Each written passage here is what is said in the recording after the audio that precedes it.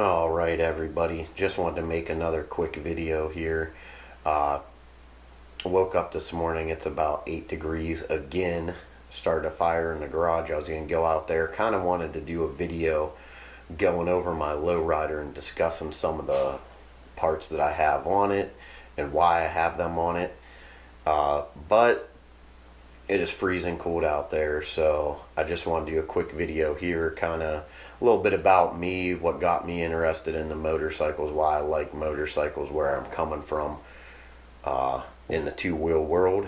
So about 5 years old was the first picture that I had taken of me on a motorcycle. My Aunt Sharon had a friend. He was into Hondas. He had a big touring Honda. I don't know exactly what model it was. I'll try to find the picture here for you. So that was my first introduction to motorcycles, being 5 years old on the back of a Honda. And then from there I moved on to dirt bikes. My Uncle John was real big into four-wheelers and dirt bikes, jumping them, racing them, whatever he could do on them. So from that point on I got bit, I got the bug, and it's been downhill ever since.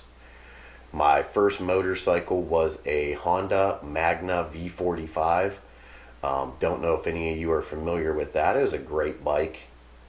Definitely ripped, but it had a lot of issues with it, and it was a older bike. It was like a 1986, I believe. So definitely had its fair share of abuse, and I was sick of holding the choke cable open while I was riding the bike to make sure it didn't stall on me. So, decided I would upgrade. Ended up getting rid of that, and I got a Honda Shadow 750, the American Classic Edition. Only reason why I bought it was because it looked like a Harley Davidson. I knew very early in life that I was a little bit different from other kids. Instead of collecting baseball cards and football cards, which I collected some of, I was collecting Harley Davidson cards. I don't know if you guys remember the cards, the little card packs, Harley ones, and you'd open them up, and I think you get about 10 cards in it, all different bikes, and me and my brother would collect those and hang them up, dream about the bikes we'd have when we got older. After that, I got introduced to Harley Davidson when I first took my first ride on one out in Sturgis. So my father-in-law invited me and my wife out to Sturgis in 2014 and told me that I was not allowed to bring the Honda. So he brought his wife's 883 out, and that was my first introduction to Harley Davidson. So after about 350 miles a day on a Sportster and falling in love with that rumble and the vibration of that bike, I decided it was time for me to come home and sell that Honda, even though it served me for what I was using it for. Wanted to get into Harley Davidson, so then I bought a Dyna Lowrider, a 93 Lowrider. Now, that bike I had for about 6 or 7 years. Loved that bike, did a lot of work to it. About a year after I got that bike, I decided that I wanted something a little more comfortable for two-up riding. So I actually bought my father-in-law's 98 Electroglide Classic, and then proceeded to do a bunch of work to that as well through Andrew's EV27 cam in it, hydraulic lifters, Thunder header, 2-in-1, put a Cobra tuner on it, which wasn't the best tuner, but for that bike it served its purpose, and that thing ripped pretty good. Definitely enjoy that bike, still enjoy riding that bike. He's got it now, so went back to him, and then of course he took the Thunder header off and put the True Doles back on it, and he is 100% purist. He wants everything either performance engine related, or it's got to be completely stock. So after that, I ended up getting a 2007 Dyna Street Bob, as I mentioned previously. That was a bike that I got into my accident on. Absolutely love that bike too. I wanted a 6-speed transmission. That's the only reason why I got that bike, was because I wanted to go faster on the highway.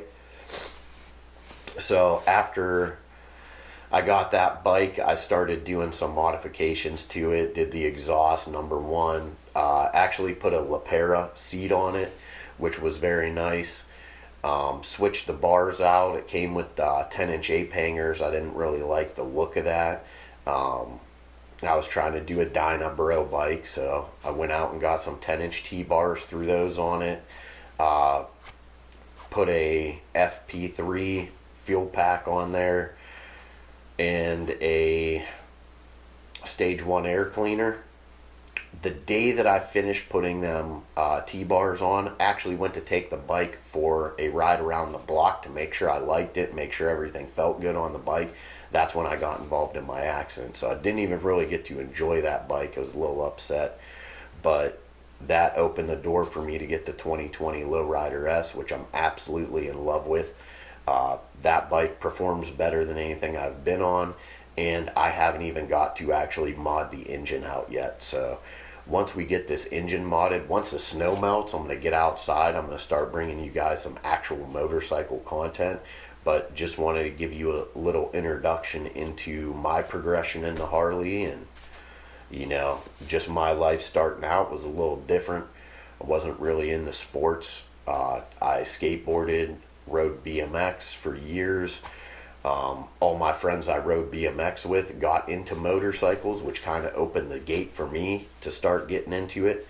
And I was just never one that followed rules. I didn't like to follow rules. I like to make my own rules, live life my own way. And motorcycles give you that freedom. They give you that adrenaline. It's a whole different experience. It's not a car. Anybody could turn 16, get in a car and drive it.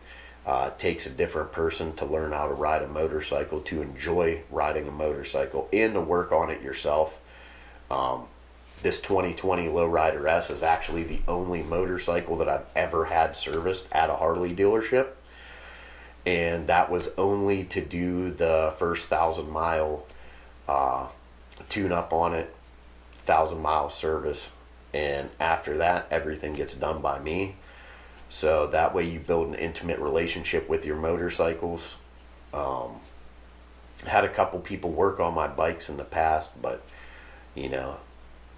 I want to do it all myself now. So going forward, that's the way it's going to be until we get into something crazy. Like, if I decide to do a 131 kit on this Lowrider, I may bring it somewhere to have it installed and tuned properly.